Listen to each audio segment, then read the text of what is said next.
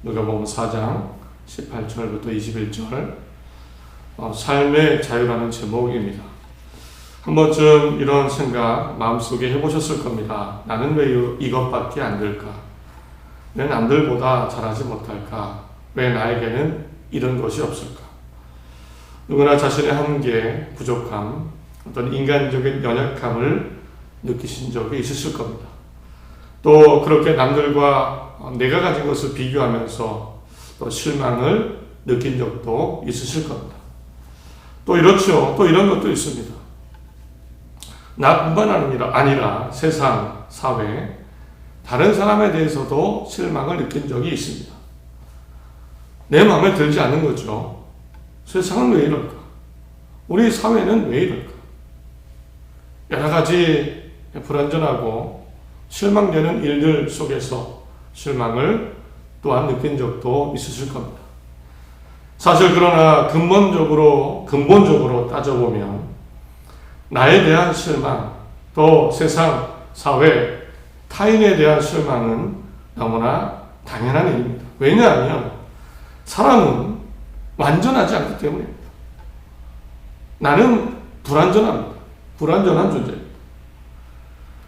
또 불완전한 사람들이 모인 것이 국가고 민족이고 사회이기 때문에 또 불완전한 일들이 벌어집니다. 실망스러운 일들이 벌어집니다. 사람은 누구나 불완전하죠. 그래서 실망도 생기고 내가 원치 않은 일들이 정말 많이 생길 수밖에 없습니다. 아기가 태어나서 웃는 것이 아니고 웁니다. 연약하기 때문입니다. 혼자 밥을 먹을 수 없고 누군가 도와주지 않으면 살 수 없기 때문에 도움을 구하는 겁니다. 누가 밥을 줘야 되고요. 누가 돌봐줘야 되고요. 누가 이불을 덮어줘야 살 수 있습니다. 아기 때만 그렇습니까? 자라면 자랄수록 필요한 것이 더 많이 생깁니다. 열심히 살아야 되고요. 그 필요를 채워야 됩니다. 또 그렇게 산다고 완전합니까? 그러다 병들고 지기도 하고 우는 일이 생기고 실수도 하고 잘못도 하고 위협을 느끼기도 하고 계속해서 불완전한 상태에서 그렇게 살다가 죽음을 맞이하는 게 사람의 일생입니다. 이런 사람이 모인 곳이 국가고 사회이기 때문에 당연히 실망되고 부족한 일들이 정말 많이 벌어질 수밖에 없습니다. 이미 성경은요, 심지어 그 내면조차 존재 자체가 불완전하다고 말씀하고 있습니다.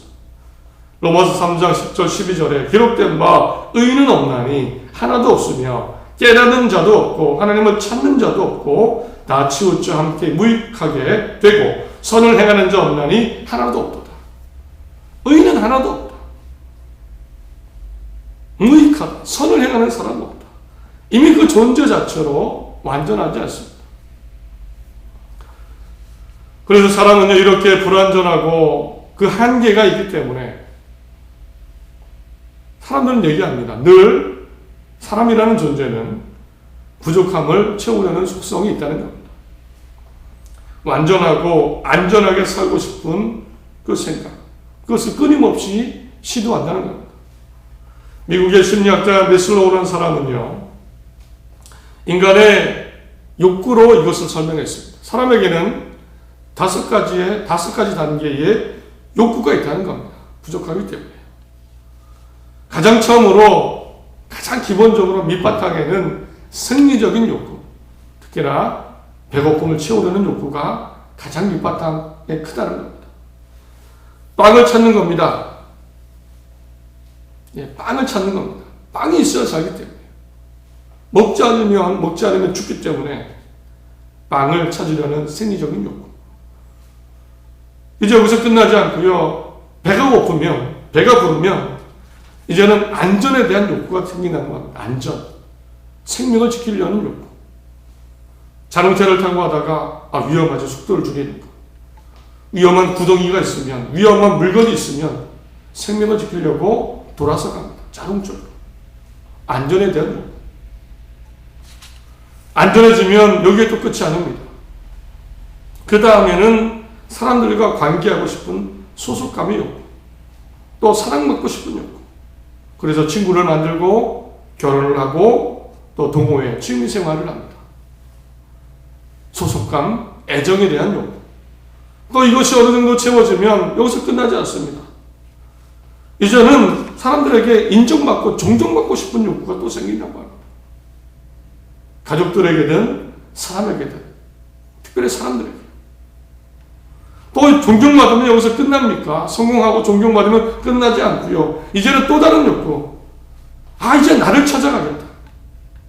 자아 성취에 대한 욕구도 또 발동을 한다고 합니다. 그래서 76세에 화가가 되신 분도 계시고, 늦지막한 나이에 초등학교에 입학하신 분도 계시고요. 요트를 사서 세계 일주를 하시는 분도 계십니다. 자아 실현에 대한 욕구.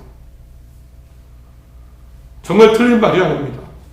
사람은 불완전하기 때문에 어떤 욕구가 있고요. 계속 완전함을 위해, 더 나은 것을 위해 계속 시도하고 살아가게 되는 겁니다. 결국 나쁜 것이 아니죠. 인생을 살아가는데 중요한 동기가 될 수도 있습니다. 이런 동기로 과학 문명이 발달하고 기술이 발달할 수 있었습니다. 그런데 이런 생각을 해봅니다. 불완전함을 채우고 완전하기 위해 없는 것을 가지려고 하고 부족함을 채우려고 사는 거 중요한 삶의 동기입니다. 그런데 이런 생각을 해봅니다. 과연 그런데 그렇게 사는데 과연 얼마나 행복한가? 우리 사회는 얼마나 행복한가? 나는 얼마나 행복한가? 한번 생각을 해볼 수 있습니다. 또 그렇게 열심히 살아가는데 내 마음은 얼마나 평화가 있느냐? 얼마나 안정감이 있느냐? 열심히 돈을 벌고 결혼도 하고 자녀를 기르고 뭔가를 성취해 나가고 사실은 행복을 위해서 아닙니까? 행복하고 더 평화로운 삶, 고요한 삶, 그 삶을 누리기 위해 계속해서 뭔가를 채워나갑니다. 뭔가를 해나가는데 사실 그 이유가 단순히 그게 목적이 아니고 행복과 삶의 평안이 아닙니까? 그런데 곰곰이 한번 생각해 보시기 바랍니다. 나는 얼마나 행복한가? 얼마나 마음속에 평화가 있는가? 그런데 정작 요즘 우리 사회를 보면 행복이 별로 없습니다. 삶이 그렇게 평화롭지 않습니다. 열심히 살아가는데 뭔가에 쫓기듯 살아가고 늘 불안과 두려움 속에 있습니다. 살려고 빵을 얻었는데 빵은 생겼습니다. 이제 그 빵을 더 가져야 되겠다. 이 빵을 지켜내야 되겠다라는 생각 속에 불안 속에 살아갑니다. 집도 생기고 이제 가진 것도 늘어납니다. 결혼도 하고 가정도 생겨서 기쁘고 좋습니다. 그런데 또 이것을 지켜야 된다는 불안감 속에 또 살아갑니다. 우리 집이 더 좋아져야 돼요. 이것저것 생기고 가지고 누리고 더 발전하는 것 같은데 오히려 삶의 무게감이 늘어나고 부담감이 늘어나고 어쩌면 정말 삶에 짓눌린 것 같은 끌려다니는 것 같은 그런 사회가 우리 사회는 아닙니다. 큰 아파트에 살던 사람, 큰 집에 살던 사람은 작은 집에 살면 안 된다는 생각 속에 살고요. 내가 1등 했으니까 다음에도 1등 해야 돼. 2등, 3등 하면 안 돼. 이런 생각이 듭니다. 결국 이래도 저래도 평화가 없고 마음의 안도감, 안정감이 없이 여유가 없이 살아가는 것 우리 사회가 아닙니다. 사실 이것은 객관적으로 입증된 사실입니다. 몇 번 말씀드렸는데요. 한국인의 행복지수가 매우 낮습니다. 2019년에 행복지수 조사를 했는데 10점 만점에 5.9점, 156개국 중에 54입니다. 경제지수는 굉장히 올라갔는데요. 54등입니다. 2020년 올해는요, 7계단이 하락해서 61위로 떨어졌습니다.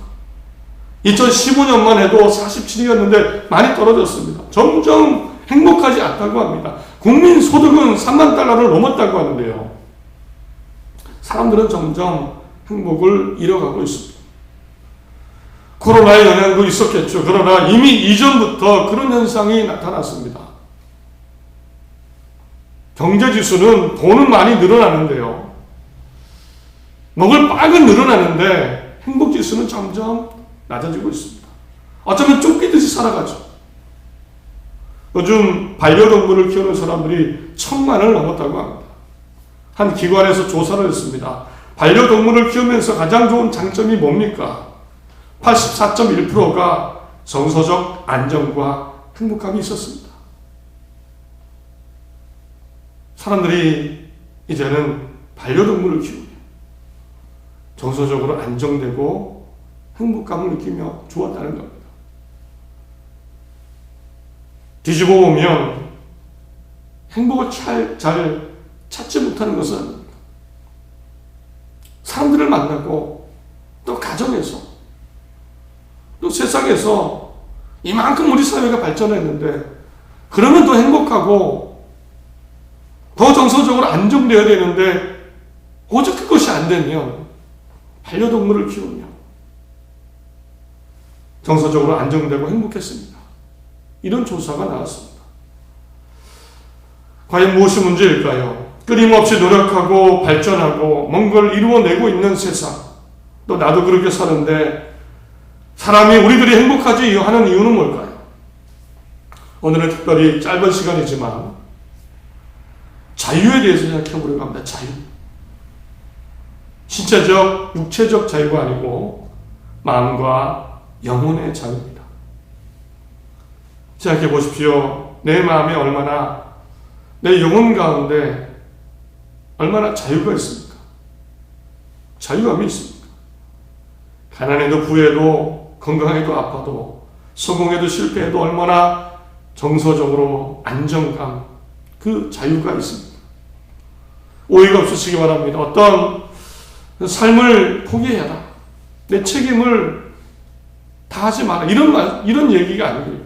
게으르게 살아. 이것이 아니고요. 열심히 살아가지만 내 마음속에 마치 잔잔한 호수 같은 평온과 자유가 납니다. 그래서 웃을 수 있고 만족할 수 있는 자유함입니다. 오늘 이 자유를 다시 한번 확인하시기 바랍니다. 우리 모두 이 자유를 다시 마음속에 온전히 채울 수 있기를 바랍니다. 그래서 이 삶의 자유 가운데 올해를 잘 마무리하고 2021년을 우리 다 기다렸으면 합니다. 이런 자유함의 은혜가 충만하시기를 간절히 소원합니다. 삶의 자유를 위해서는 예수님을 빼놓을 수 없습니다.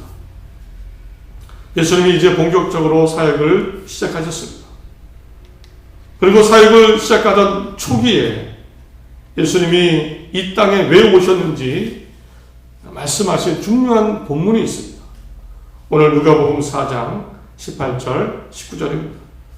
주의 성령이 내게 임하셨으니 이는 가난한 자에게 복음을 전하게 하시려고 내게 기름을 부으시고 나를 보내사 포로된 자에게 자유를 눈먼 자에게 다시 보게 함을 전파하며 눌린 자를 자유롭게 하고 주의 은혜의 해를 전파하게 하려 하십니다. 내가 가난한 자에게 복음을 전하게 포로된 자에게 자유를 눈먼 자에게 다시 보게 함을 눌린 자에게 자유를 위해 은혜의 해를 전파하러 이 땅에 오셨다. 이렇게 말씀하셨습니다. 이 본문은요, 예수님이 인용하신 본문은 이사야 61장 1절 2절의 본문입니다. 이미 예수님이 이 땅에 오시기 전에 하나님이 이사야 선지자를 통해 이사야서를 통해 주신 예언의 말씀입니다. 주 여호와의 영이 내게 내리셨으니 이는 여호와께서 내게 기름을 부으사 가난한 자에게 아름다운 소식을 전하게 하리하였습니다. 나를 보내사 마음이 상한 자를 고치며 포로된 자에게 자유를, 갇힌 자에게 노임을 선포하며 여호와의 은혜의 해와 우리 하나님의 보복의 날을 선포하여 모든 슬픈 자를 위로하라. 이 말씀을, 이 본문을 인용하신 겁니다. 예수님께서. 바로 자유에 대한 말씀입니다. 자유. 여기에 언급된 사람들, 가난한 자, 마음이 상한 자, 포로된 자, 갇힌 자들입니다. 이들에게 자유를 주시는 메시지. 사실 이 가난한 자도요, 단순히 경제적인 문제로 가난해진 사람, 이 사람뿐만 아니라 삶을 포함하여 마음이 가난해진 사람입니다. 마음이 쪼그라들고 어떤 일 때문에, 환경 때문에 마음이 여작해진 마음이 가난한 자를 의미합니다. 억눌려 삶의 자유가 없는 그런 가난한 사람입니다. 곧 예수님은 마음이 가난한 사람들, 마음이 상한 사람들, 어떤 것에 마음이 심령이 포로된 사람들, 마음이 짓눌려 갇힌 사람들에게 정말 마음의 영혼, 삶의 자유를 말씀하신 겁니다. 세상에 끌려다니고 짓눌리고 자유와 행복이 없고 삶의 기쁨을 잃어버린 사람들, 이 사람들에게 참다운 인간의 삶을 위한 자유를 말씀하셨습니다. 물론 태초의 인간은 자유함이 있었습니다. 아무것도 안 입어도 부끄러움이 없을 정도로 자유했습니다. 괜찮아. 그러나 죄가 들어오고 죄를 통해 죽음이 들어오면서 이 자유함을 잃어버리는 환경이 되었습니다. 죽지 않기 위해 늘 발버둥 쳐야 되고 행복을 위해 애써야 되고 우리의 내 안전을 지켜야 되고 물론 태초에는 완전했는데 자유가 있었는데 모든 사람은 이 자유를 잃어버렸습니다. 그런데 놀라운 사실은 예수님이 이 자유의 해가 단순히 구약의 말씀을 인용한 것이 아니고 21절에는 이렇게 선언하셨습니다. 이에 예수께서 그들에게 말씀하시되 이 글이 오늘 너희 귀에 응하였느니라. 예수께서 그들에게 말씀하셨다.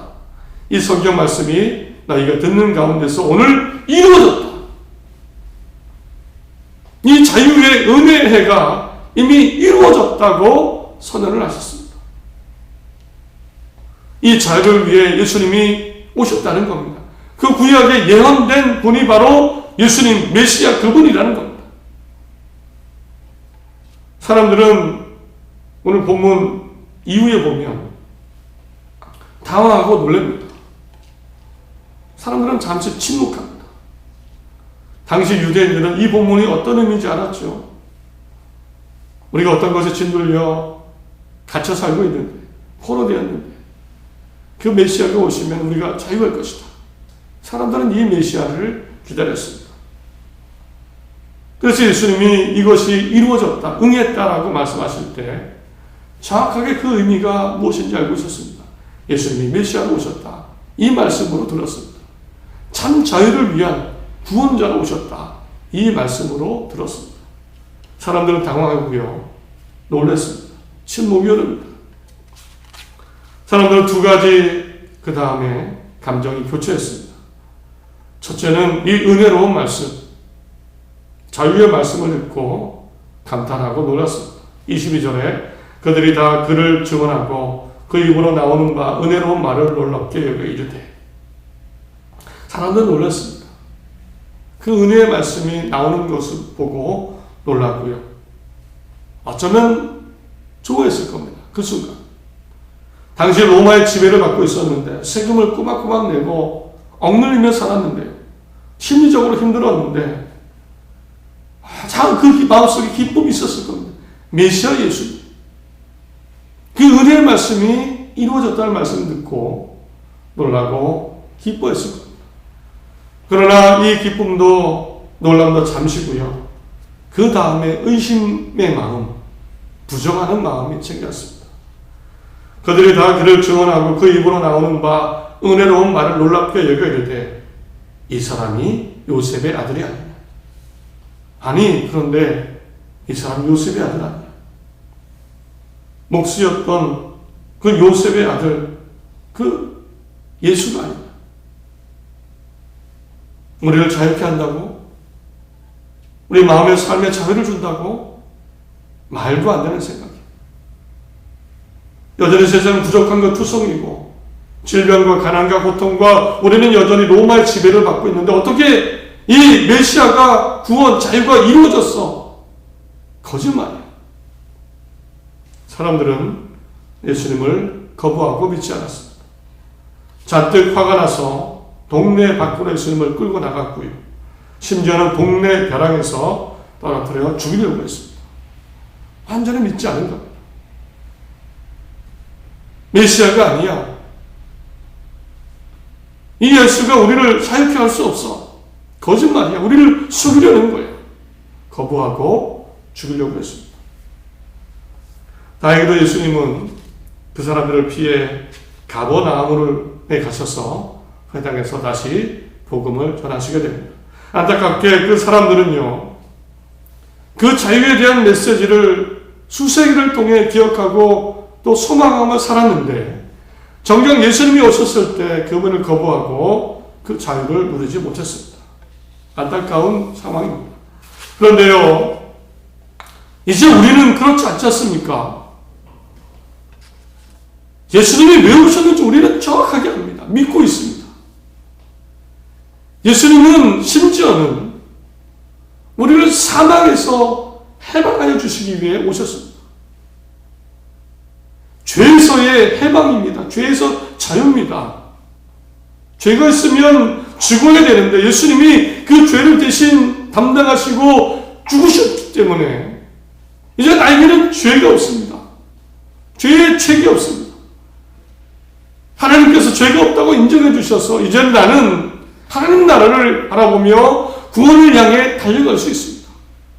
우리는 예수님의 의미를 정확하게 알고 있습니다. 마지막에 우리는요, 하나님 앞에 갔을 때 하나님 나라에 들어갈 기회를 얻게 될 겁니다. 우리는 예수님의 의미, 이 자유의 의미를 알고 있습니다. 죄에서 자유고요. 이제 죽음에서의 자유입니다. 이런 구원을 믿고 있으면 우리는 세상에서 자유할 수 있습니다. 심지어 세상에서조차 우리는 자유하고 끌려다니지 않을 수 있습니다. 나에게 구원이 있지. 나에게 영원한 생명이 있지. 이 구원을 믿고 기억하며 살아가는 사람이라면 세상에 진리를 주지 않습니다. 내 육신의 정욕과 안목의 정욕과 정말 이성의 자랑, 이것에 끌려 살지 않습니다. 내 욕구가 계속해서 생깁니다. 더 많이 가져야 돼. 더 안전해야 돼. 이것도 성공해야 돼. 이런 생각이 들지만 그러나 이래도 저래도 괜찮습니다. 나에게는 구원이 있지. 내 주머니에 금덩이를 가진 것처럼 나에게는 가장 좋은 구원이 있지. 불완전해도 부족해도 늘 괜찮습니다. 하나님을 기억하며 하나님의 나라 영원한 생명을 기억하며 평안 가운데 살아나갈 수 있습니다. 실제로 이렇게 살았던 사람 있지요? 있습니다. 바로 성경의 바울입니다. 고린도후서 6장을 보면 이런 바울의 고백이 있습니다. 우리는 속이는 자 같으나 참되고 무명한 자 같으나 유명한 자요.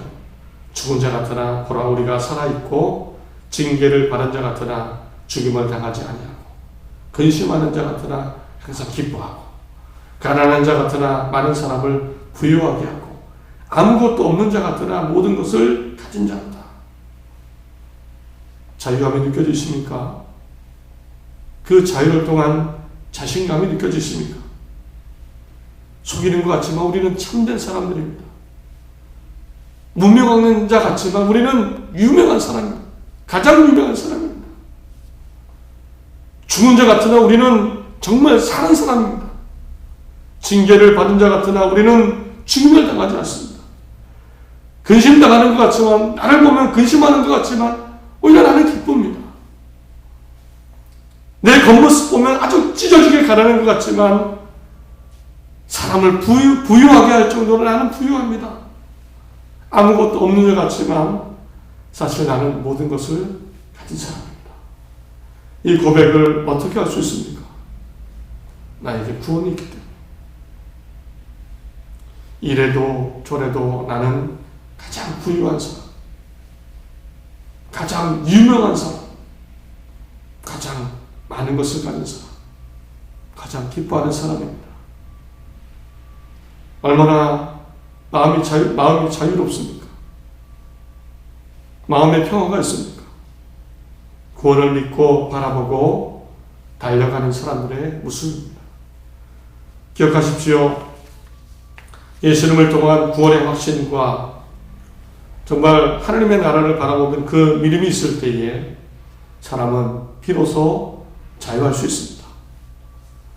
이 구원의 갈망이 없다면 누구나 삶에 끌려다닐 수밖에 없습니다.